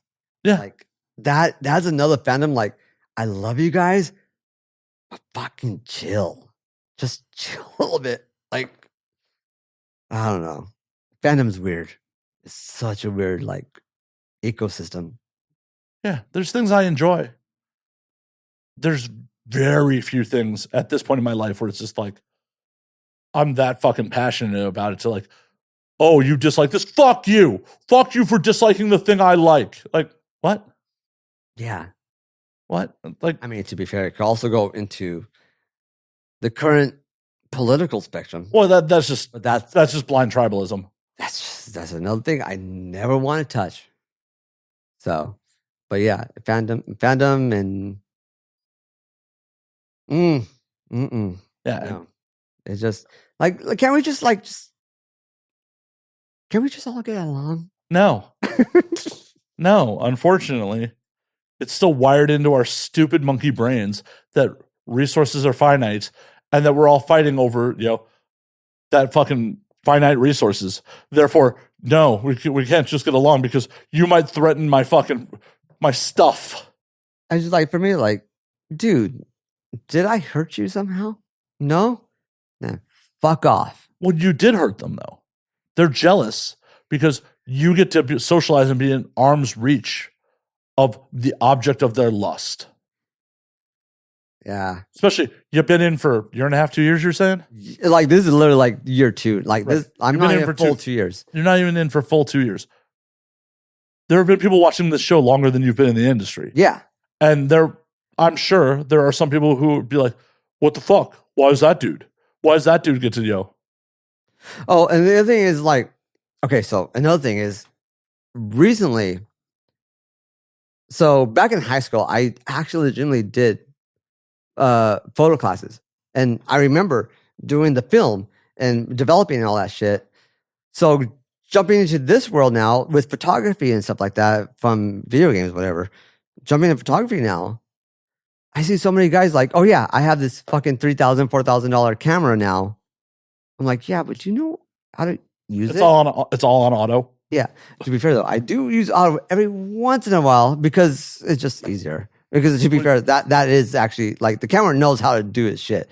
But at the same time, like there's also like knowing how to control your exposure, your aperture, your all this shit, like your shutter speed, like dude, like especially at night photography or dark situations, like auto has no fucking clue how to fucking do that shit. No. And so it's like I could do this in a perfect lighting situation. Yes, you can go fucking do the dark situations, and you have no idea how to do it.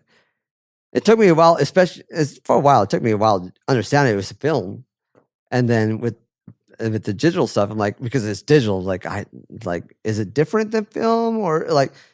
It took me a while to understand the digital side because I was so used to film. But yeah, it's just like the idea of like dude with cameras, DWC, I like to call them.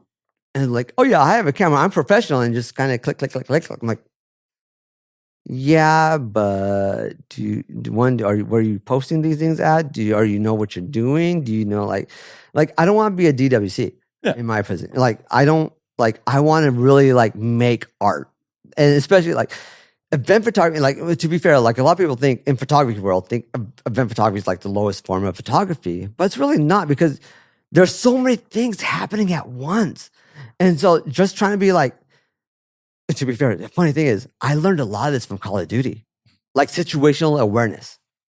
And that I carried that from fucking Call of Duty to cameras.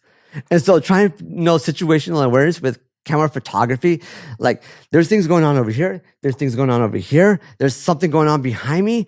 It's like, you need to pick and choose what are you going to shoot at and make the great photography, that one moment that stands out. And that means like, oh, you got a photo of me, or they got a photo of me, or like, oh my God, that's such a good photo. It's just like, for me, that's the game in photography. That I love that. Like that chase for me is so cool. It's like, I want to like, okay, photography,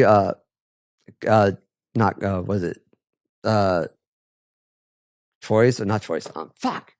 Composition? Well, it is definitely composition though. What I'm talking about. Tips. Photography tips. I can't remember the fucking word tip.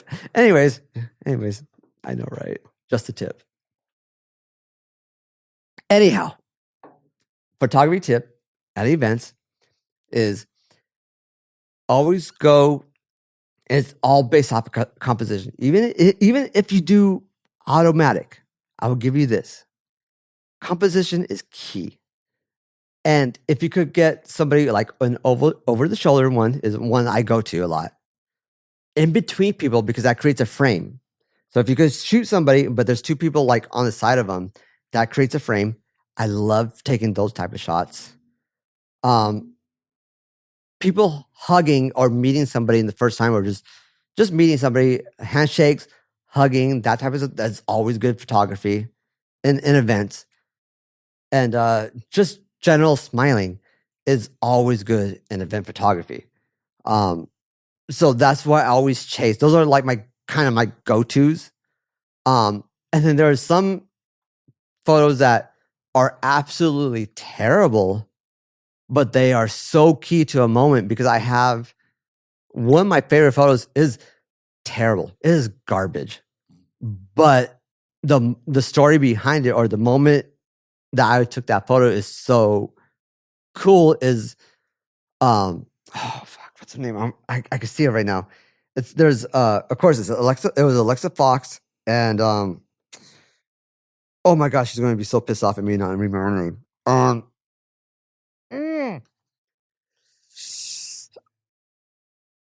Oh my God, I cannot remember her fucking name. I have so many people now. Anyways, it was over at X3 and they met for the very first time. And since then, they have done multiple scenes together now. And for me, it was cool. It's just like that was the first time they ever saw each other, ever met, and that to me is a really cool story behind it. Granted, the photo itself is terrible, but there's a story behind that photo. And to me, that's more precious than the photo itself at times. I have, even, and to be fair, like prior to the adult industry, I just casually and hobbyist wise did photography, even back in the gaming industry. But there was a time when I was out in Huntington Beach doing the band's Triple Crown. I was out there just hanging out, and I had my camera with me. I was just take photos. And then, oh, no. I had no camera with me. That was the funny part. So, okay, yeah. So I had no camera with me because I just went out there, just check shit out. And then Sage Erickson, who is an amazing surfer, happened to walk right past me. And I'm like, oh, I'll take a couple photos of her. Like, literally like 2-3 feet in front of me. And then she walked over to underneath the pier, and I kind of just followed her because I knew she was getting ready for her run. And she went right underneath the pier, and she just straight up focused straight ahead. And I snapped a couple photos with, it wasn't this phone, but it was a Samsung phone. And I just hit the capture and just captured a few of them. And it was such a beautiful photo where you had the waves coming directly at her. And she just looking at it, fully focused. She held her board right in front of her over the piano. Anyways, she just stayed focused. And that was the photos I took. And then after that, she went out, did her run, and that was her winning run for me. And well, she won she won the Triple Crown from that. But for me to capture that moment where she's like, I'm doing this, I'm going to get it. And just the waves just coming directly at her underneath the pier was so beautiful for me. And even that, like when I showed that, I put it on my Instagram and shit like that, her sponsors reached out to me like, hey, can we reshare this and use your photo? I'm like, fuck yeah, do it. But to me, there's a story behind that photo. And when you have a story behind a photo, it makes it just so much more precious, so much more awesome than anything else in the world. Nice. Sorry, that was a little too deep, a lot of things, but that's where I come from with photography and how I see it transitioning to this world. Like how did you end up here anyways? Like, I don't know how you got in. Okay. So like I said, like Urban X was my first like big thing. And then also with my pops, I don't know if did I say this? I know I talked to you a little bit about it, but we were in Vegas for AVN 18. You were saying, yeah, 2018 Vegas. We were just there with family stuff, and my pops and I decided to go hard rock one day, and like, hey, let's go check out things over there. And then when we get there, I'm like, what the fuck is going on over here? And comes to find out it was AVN, so there's that. And then took pictures here and there, and people shared it here and there. But it's like they weren't great photos, because I was not looking for great photos. I'm like, oh, snap, whatever. Like it's basically disposable camera BS type of deal. Right. Granted, I had an A6300 at the time, and also on time at that time I was doing full on YouTube. Like I did vlogging for like 3 or 4 months, daily vlogging, because at that time everybody was chasing Casey Neistat shit. So I was like, oh yeah, I'll jump on that train and do. But to be fair, like it really helped me learn how to edit fast. Like I learned how to edit really quick. So fast forward a couple of years later, I started doing car shows because that's where my world is. Like my uncles and like my mom has a 64 Impala. I have a 54 Bel Air. My uncles have all these 39 Chevys and shit like that. We're all lowriders. So I found out how to get media passes. And then I got a media pass for AVN. And so I went out there, did photos for that. And then funny thing is, I was not supposed to be at the AVN red carpet. I thought I had access to it. So kid you not, I thought I had access to AVN. Don't do this. Honestly. I thought I had access to AVN but I did not. But I just happened to walk in there and they said like, yeah, go for it. But I did not. I actually after I did it all, I found out I did not have access. So, Whoops. yeah, it was really a whoops on my end because I No, that's a whoops on security's end. well, to be, I'm like I said, it comes to respect. 100. Like I don't, but yeah, you're right. It came on, it came on security, but same time it's like, I was like, oh, I would have never been there if I known.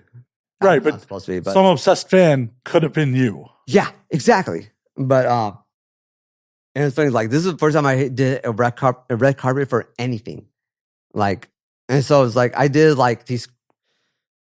And now, at like looking back at them, and like they were terrible fucking photos, but they were like not mid shots, but they were also like not like full pose of the like they were just ugly. Like looking at them back later, like I have one scheduled later today that with Anna Claire, like I mean, to be fair, she looks gorgeous, but at the same time, the photo looks terrible. Like I'm sorry, but at the same time, it's like. I don't know. I might delete that photo, actually. Now I'm thinking about it. I'm like, oh, maybe not. Won't put that out. Anyways. Wait till you're sober on it. Don't delete it while drunk and then being like, next time, why did I delete that picture? Fuck. Fair. Anyways, I got in there, took a lot of photos, and then right after, because granted, I didn't have no access to the show or any after parties or whatever at the time. I'm just there as literally a fan at that time. But I had a camera. I knew what the fuck I was doing, ish. But red carpet, I had no idea what the fuck I was doing. But I went back to my room, edited these photos, and I had them posted all the next day. I was really, because video games taught me to be quick. Like, no, it doesn't matter how good or bad they are. Quickness actually wins a lot of races, especially when it comes to social media. Yes and no. I agree and disagree. Like, depends if there are other people coming to market with the same stuff. Like in that red carpet situation, yes, being the first one out there is important. But if no one else took the fucking pictures, why rush it? That's something I learned later on. So, especially in this industry. So I bought these. I worked really hard all through the night to get these photos out there because I'm like, you know what? These are, at the time, I thought, oh, these are great. Sorry, they weren't. Sorry. But anyways, I threw them out there the next day. I did and to be fair, I didn't have a website at this time either. It was all social media. So I'm just tossing them at like 1 by 1 or 4 by 4, like every like 10, 15 minutes. Like here's the next set. Here's the next one. Here's the next one. And people were fucking sharing them. I was like, holy shit. Like what? And then not only just sharing them, but like these, like people I watched in the adult industry started following me. I'm like, wait, what? What the fuck? And so that's how I got my name known, was through the red carpet stuff. And then I did it again with X's Miami, was it? X3. No, X3. It was X3. Granted, no, I did not do the red carpet for X3 though.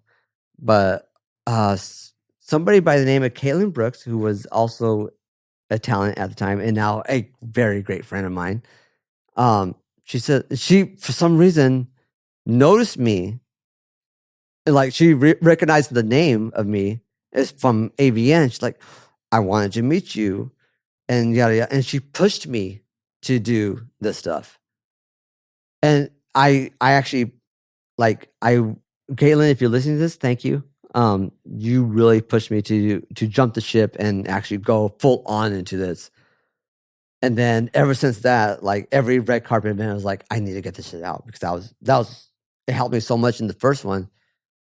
Why not do it a second time and third time, fourth time? And things like, for me, it was not that big of a deal because, like I said, corporate world was like, especially corporate social, they're like, oh, this should be turned around like within 2 hours, right? I'm like, sure. And so for a full fucking like 100, 200, 300 photos, to me it was like, oh yeah, I could turn this around like 5 hours, fully edit it. And you work faster on photo editing than I do, but I get anal about shit. So I think it's like I got better at it, and not like granted, the last one, what was it? Miami, Expos Miami was the last red carpet I did. I did something different a little bit, just because some people were like, no, I want to say some people, my buddy Austin, over at Porn Crush, because to be fair, like over the years now, I work with Austin and Porn Crush. He loves my photos, and we've created a great rapport. And he pays me a lot. I'm still freelance, but I work with him a lot of times, and he loves my photos. So, Austin, thank you. But yeah, he there was one day he hit me up with a text like, "Hey, why is another photographer? Why does his things look a little bit more crisper than yours?" And I have a preset that I created that kind of like creates a more of a not a huge, like a vintage look, or not a vintage look, but it creates more of a softer look to the images. Granted, I already have a filter that creates that on its own, but I just kind of like accentuate that with this like filter that I have or preset that I have. But he was looking for more of a crisper look to it. So it's kind of the last red carpet, I made it look a little bit more crisper. But my thing is like the filter that I use on camera, so it's all in camera. And then on top of that, I just kind of accentuate it just a tad bit more through post with my preset. Because I don't want to do a whole lot of editing per photo, especially with men. Like most of these people or fans or whatever, fanatics, as you put it, they want to see a more glamour to it. So the way I have it preset it wise, it kind of glamorizes that type of stuff. So I don't have to do that much like editing and shit like that. It's there. And so I completely forgot where I'm going with this conversation. we initially were talking about how you got in. Oh, there you go. And oh my God, that was a completely fucking off. It happens here. It happens. Holy shit. So that's how I got involved with the red carpet stuff. And so people started sharing that. A lot of people within the industry, the talent and even PR companies and talent agencies started resharing my stuff. And so that was at the red carpet stuff. And I'm like, oh, well, shit. I guess I could slightly make a career of this. Slightly. I'm not too sure. But it was, like I said, it's like year 1.5. So 24, 23, 22-ish, end of it, or 2023? No, it was 2023, January 23. That's when I went fucking all in. Because I left my gaming industry like a year prior to that. And at that time, I was just a fat blob just playing games. So I'm not doing shit. And I'm like, you know what? I should go. I have my camera here. Let me just go take photos. And then this whole industry happened. And yeah, so here I am now, and just like everybody, for me, the weirdest thing for me is that people know me, and that I just like there's people like I like even Alexis Fox, like she knows now, like I to her, and no, not that, but like Oh, anyways. But also to be fair, another guy that really like helped me, like kind of like pull me along was her friend Joe, Agent Joe, or Webmaster Joe, depending on how you see him online. Because I took a picture of him over at ABN, him and his buddy, and he shared that, and a lot like Alexis followed me, and a couple other people followed me because of that fucking photo. nice. And we've been friends ever since. And so to be fair, like I think I kind of like the linchpin of me in this industry next to Caitlin is Joe. Like I fucking love Joe so much. Oh, I've known Joe forever. And he's so, and like that photo was like there. And so this last XBiz Miami, I was on his podcast or with Alexis and him, and she didn't know who I was. And then until I brought that situation up, and she fucking died. Like that was one of the best photos I've ever seen of Joe. And then on top of that, I still haven't released it, but there's a photo of Joe 100% smiling. Like if you don't know Joe, Webmaster Joe or Agent Joe, depending on how you see him online, this guy does not fucking smile at all. And I had a photo of him on the red carpet at XBiz LA. I think it was this past year. I think it was this past year. Because I needed just a test subject, just to get lighting and shit correct. And he's just like completely smiling. And so, Joe, that photo will be coming out eventually. So get prepared for that. Yeah, it's just like he's like one of the hardest people to ever get captured smiling. And I got it. So for me, like, win. Nice. Yeah. Trying to think. In all the years I've known Joe, yeah, no, that adds up. Yeah, right. That adds up. I'm curious though, like with shooting the events and all that shit. What's your fucking burn rate like? Like how many pictures do you take versus like what's actually getting released? Oh my God! So it's like, yeah, it's like I'll sit there on my computer. I'll unload all the photos. It depends on the event. I could go through I think AVN has 1,600 photos. No, not 1,600, 16,000. And that's of course through day 1, 2, 3, and then the red carpet show. Oh no, the red carpet had alone 5,000. I want to say 5,500. The rate from shooting to edit it is less than 10%. So something like that. So like if I do 2,000 photos, 2,500 photos, I would come out walking away with maybe 150, 200. And that, okay, well in that case is like maybe like what, 20, 30%. But in a big event show, because I'm thinking like, because I had a one. Well, like the 4th of July party. How many pictures did you take? Yeah, exactly. That's what I'm basing off of. That was like $2,000, 2,500, and I walked away with like 120, 150 photos. So that's what, like 20, 30%, something like that. But you have big shows like AVN and XBiz, and that's collectively through the whole weekend and all that stuff. That I think that dwindles down to like 10%, something like that. But yeah, it's just I go through every single, like, it's not like I take one photo and then I put that in the bucket and I pre-edit it with my freeze. And I kind of like, if it was film, it'd be a completely different story. Oh, for sure. Like, as someone who, I'm not a dude with a camera, but I'm not a professional photographer. But you know this world. Yeah, yeah. Like, shit, your cameras are fucking amazing here. Well, I'll show. I don't know if you've ever actually seen any of my actual photography, but like I do actually go out and shoot sometimes. Do you really? Oh yeah. Oh, you need to show me a couple of them. Yeah. Yeah. Like I've shot Kylie Quinn's pre-Xmas party down in Miami before. Oh, really? Yeah, the night before. Oh no shit! I didn't know that. Yep. Yeah. You guys show me some of that. Yeah. Yeah. I mean, it was. It came out all right. Like. I got some really good shots. Some of it just came out all right. Like, I also completely got Kylie to rent me an overkill camera body. Really? Oh yeah, she rented me an A7R5. Oh shit!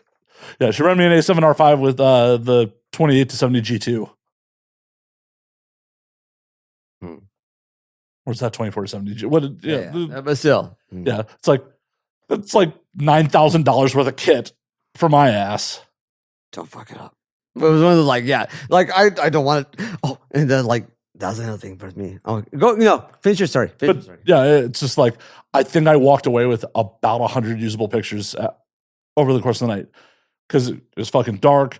I did have a flash, but the rental house gave us a flash with one dead battery and one battery that was only partially charged and no charger for it. Oh my God.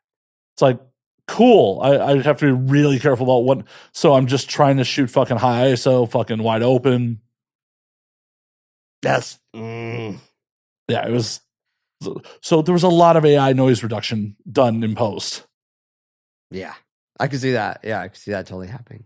Hold on, I'll be right back. We're back after another break. Oh yeah, but hey, yeah. Well, yeah, because I was just always curious, like. As someone who has no formal training in any of this, right? None.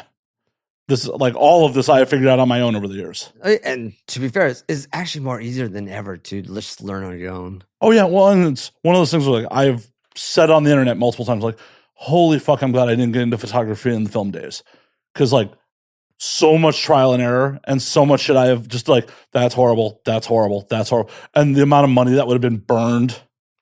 Well, to be fair too, like back then it was still cheaper to like develop film or even make your own. And it's like nowadays it's like it's just because it's an outdated like thing.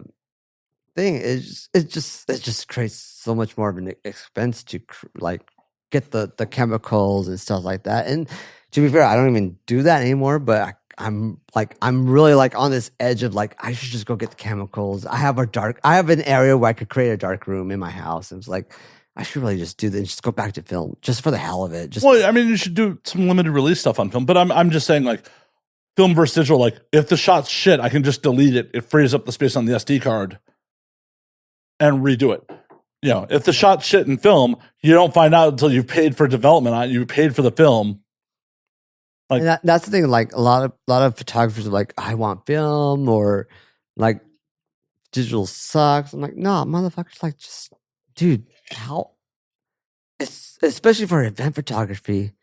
It's so cool that we now have the options to like fucking spam a fucking like a moment in time, and then we could just choose that moment in time. Like we're fucking photographers are now wizards more than ever.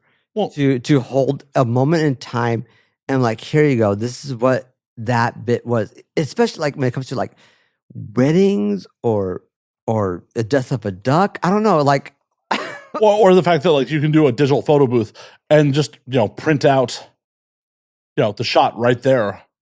Yeah, exactly. And the thing is, like nowadays, like cameras on these things are so flipping good. Like, granted. If you know, if you show a photographer a photo from this, they will fucking call you out. Like they could easily tell that shit. So don't try to fake a photographer. Like, hey, I could take this photo from a good. No, don't. They know. I mean, it depends on what you're showing them. If you're showing them on social media, they may not be able to tell. Oh, they could tell. I could tell. Okay, how can you tell? There's a cutout. Okay, you could clearly tell the cutout of especially of when someone puts something in like a portrait mode. Mm-hmm. Oh my god, it hurts my eyes a lot majority of the time. Like I look, I'm like, let me just show you something. I zoom in, like see that little line right there. You're pixel peeping. You can't just tell by just looking. You're pixel peeping. No, I could pixel peep. And that's why I could like here. Boop. Right, but if you're not pixel peeping, if you're just looking at Yeah, photo on Instagram, majority of the time, yeah, people won't know. But like the thing is, like when you look at the depth of field of things and how like it should react. well, yeah. I mean, obviously, phones don't have the aperture to, you know, get good separation. Yeah, and you just could tell. Like a good photographer could tell the difference. But majority of the time, for social media or looking at a phone, Well, yeah, 99%. It's too compressed. 99% people would never know. Yeah, I mean, It just the most of the people, much like Daft Punk, could tell the difference between microphones. Like people won't know at all when it comes to social media. well, and because it's also how you're consuming it. Like, yes, fucking CDs sound better than MP3s when you're listening to a real fucking stereo. Oh my god! Like I just recently. Oh my god! My phone. Well, no. What happened with my phone just recently? Okay, so I had Spotify playing, and my Spotify cut out, and I always have a CD in my player just for the hell of it, just in case shit happens like this. Phone went out and lost connectivity for some reason, and of Because course, you live in Temecula. okay, maybe that, and no, I kid you not. Like as soon as you enter the winery areas, no connection. Yeah, because you don't live in civilization. I mean, I'm 5 minutes away from the wineries, so okay. Anyway, You're talking about people having drag races in your alley. You don't live in civilization. anyways, I mean, whoa, and it's all coming together. You have a bunch of classic cars. How many of them are your family members racing for pink slips? no, my family lives in Hawaiian Gardens, which is one of the smallest cities in Southern California. You notice there was not a single, no, it's not my family racing for pink slips. He just started to be like, well, they don't live here because cars don't travel places. Not these cars. You cruise. That's still traveling. They go from point A to point B. They don't speed. They cruise. This is lowriders. We cruise. We are not speeding. Like, we could take any fucking corner you want because we're going at 10 miles per hour. Anyhow, back to the original story is that I had a CD in my fucking player and my ears were fucking filled with joy because of like, oh my God, I did not realize how compressed streaming music is until I went back to fucking CDs. I'm like, and the thing is, on top of that, well, I don't know how it is nowadays, but there was a moment in time where vinyl actually sounded better than CDs because at the time, most production companies didn't really care about vinyl. And so the actual artists were able to craft their vinyl to what they wanted it to sound like. So it sounded impeccable. It sounded so good. But nowadays, like now vinyl kind of made a comeback. So it's kind of like companies like these publishing companies kind of like, okay, yeah, we could company. It's just like the audio quality of music is just like up and down here and there, but definitely streaming is just so crap. I'm like, oh my God, like just give me back CDs. Yeah, you're giving up quality for convenience. And like that's why I was so enamored by your fucking like my physical media collection, your DVD collection or your Blu-ray collection you had down here. Like, oh my God, like I wish I could. Like the thing is, like I wish I had physical room to do that. That's a problem. Like that's your like. Here's the streaming. You're giving up physical media because you don't have room for it, versus the quality of the media and you have room for it. It's like, where do you go from that? And like your physical media is fucking astounding. I'm like to be fair, like the two DVDs that really stuck out to me with Matt is one, Roger Rabbit, and the second was Volume 3 of fucking Invader Zim. And just because of the fucking the holiday episode of Mini Moose was amazing. And then they actually referenced him in the Netflix video movie that they did. But he's like, oh yeah, Mini Moose has been there the whole time. But Mini Moose was only introduced in the Christmas episode, and he was never, ever referenced in the entire show. And that's one of the main reasons I love fucking Volume 3 of Invader Zim, besides the something about one of the kids saying something. I want to say it was something about Mini Moose, and they just like grab her and then slide her underneath the bed, Yep. and then like it never discussed that again. Like, okay, that's great. I love that.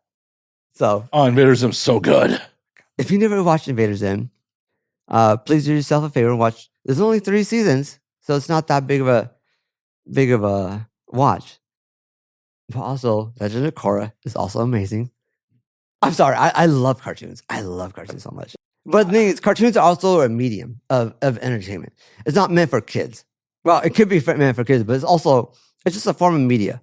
And Legend of Korra, Avatar, Zim, and oh man, there's so many good cartoons. And the beautiful part about cartoons is like you can just do things that real life you can't recreate in cartoons. You could just whatever your mind can think of, you can do in cartoons. Yeah, you could do it in CGI in post these days, but as good as CGI has gotten, it's still not. You're still missing something from right. that. And it's like they got really close to replicating. And to be fair, like even Shrek, I think Shrek is like the closest you get to that stuff. But there's still like the hand animation of stuff, or granted, it's still at some points could still be CG, but the way they could morph. Right, but like when you're mixing CG with live actors, like no matter what, it's still CG. Like, have you seen the Tom and Jerry? No, was it Tom and Jerry? No. Chip and Dale. The Chip and Dale live action. yeah. Like that was to me the closest thing they had Roger Rabbit. Granted, they had Roger Rabbit in it, which was amazing. Yeah, no, that movie was great because that movie was subversive on what you were expecting going into a Chip and Dale Rescue Rangers movie. It was a lot of fun. Dude, Zipper was amazing. Yeah. His voice. Oh my God. I'm sorry. We're going into like. I'm glad you brought Roger Rabbit because that reminds me that it's playing at the New Beverly in August. Yeah. Yeah, it is, isn't it? Yep. You go there. Anyways, but yeah. I'm pretty sure I saw it on the big screen when it came out, but like I was a kid. Yeah. Oh my God. I'm so jealous of you because I did not get to see that at the time. And like, I don't know what year you were born. I was born in 86. So like to me, that was like. I came out in 88, so. So yeah, I would have been only 2 and I probably would not even fucking remember that shit if it came out in theaters. Yeah, I was born in 81, so I was 7. Like, I remember going to see it. Like, I don't remember the movie from seeing it in the theaters. That was Zemeckis, wasn't it? Yeah. Yeah.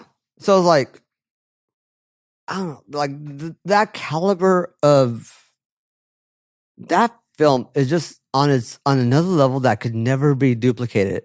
Or has not been able to be duplicated. I think it can be duplicated, but has not been able to reach that. For sure. Well, and it's also kind of fucked up. If you look at the plot of Who Framed Roger Rabbit, like at a big scale, the movie is Chinatown for children. It is.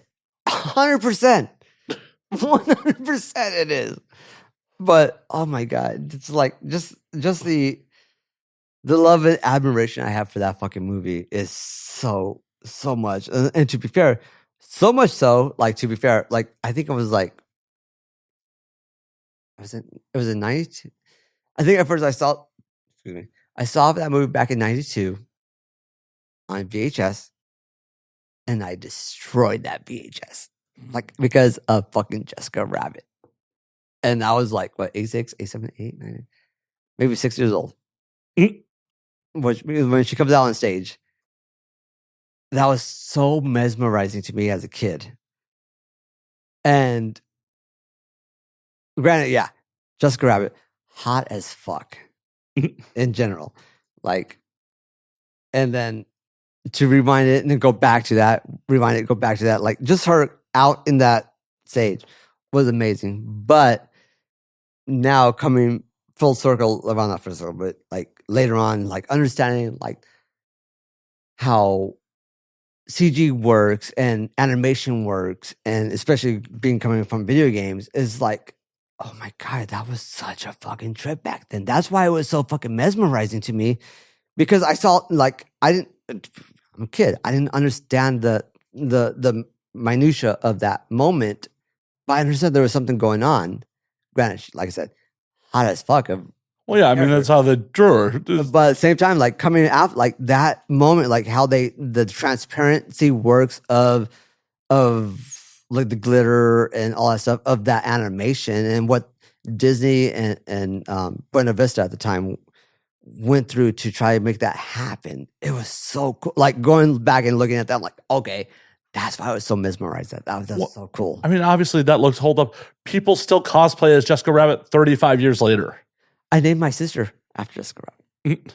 So there's that. So, but yeah, it's just like that, I don't know. It was funny to me, like, to understand there was something there back when I was that young, and then to come to video games and understand how fucking hard that was back then, to see how mesmerizing that the end product was, and then to understand later on in life how hard that was to create, is to me like, oh my God, that's why it was so cool to me. But yeah, Zim's great. Jay, well, on that note, we're going to call last call on this motherfucker. No shit, really? Been doing this motherfucker for 2 hours. Oh my God. Dude, thank you so much for having me. Thank you so much for accepting my drunk tweet or DM a couple of weeks ago. And this alcohol's been great. Awesome. Before you get out of here, tell them where they can find your things. Oh, shit. Yeah. Things can be found if you go directly to jaysplayhouse.com. That's JAYSPLAYHOSE.coms. There's no you in there? No. Okay. Wait, maybe? In the house, there's no you. HOUSE? Yeah. Oh. I mean, you got some good shit here. You got some good shit here. Plus, I've been day drinking all day with my pops. So you could go there, and as soon as you go to that site, there's basically a link tree but if you keep on scrolling down, there's all my galleries from a ton of fucking like events I've been to. And if you scroll down a lot further, you can see all the like some videos I would have, like from red carpets, like maybe walkthroughs of events I've been through. Who knows? There's a couple things there video wise. And then if you continue scrolling down, you see people that I've worked with. I have some profiles of talent that just like, yeah, let's do shit. And if you continue scrolling down, it's something that's really near and dear to my heart is like the like hotlines for like suicide prevention and like other things going on, like that's like, I know it's not cliche, but at the same time because it's just important to have that information around you. So yeah, that's all there. And if you ever see me, just fucking say hi, man. Like I'm not really like, I'm here. I'm just here. I'm just here to have fun and not fuck you. No. Anyways, I'm just here to make cool fucking photos. Like that's my thing. Like I love fucking photos. And and also same thing. If you don't like a photo, please let me know. I'll take it down if it's on my site. If I'm licensing it to other people, that may be a little bit more difficult. But same time, just let me know. Like I just like making cool photos. That's my thing. And I appreciate everybody who comes up and runs to me and says hi and Jay, and I'm like, I like people like, I've only been here for a year and a half. So I love this industry. Thank you so much, Matt, for having me here. You're an amazing host. And to be fair, you're one of probably the better podcasts in the industry. So thank you so much. Flattery will get you everywhere. I mean, yeah, that too. But no, totally, dude. Totally. You're fucking the best one so far in my book. Well, yeah, I gotta let you on. I mean, no, not Plug Talk's not having you on. Can I get some more? Pour yourself. But until anyways, no, guys, thank you so much for watching. Enjoy Matt's amazing host. And if you've not subscribed to him already, please do so. Hit that like button. Like we said halfway through the fucking podcast earlier, but still hit subscribe, hit the like, hit the notification, subscribe on Spotify, Apple, and whatever these podcasts are at, because he is an amazing host. This is one of my favorite podcasts I have seen thus far, or not seen, listened thus far. But yeah, thank you so much, Matt. Appreciate it. My pleasure. Until next week, drink up, motherfuckers. I need more.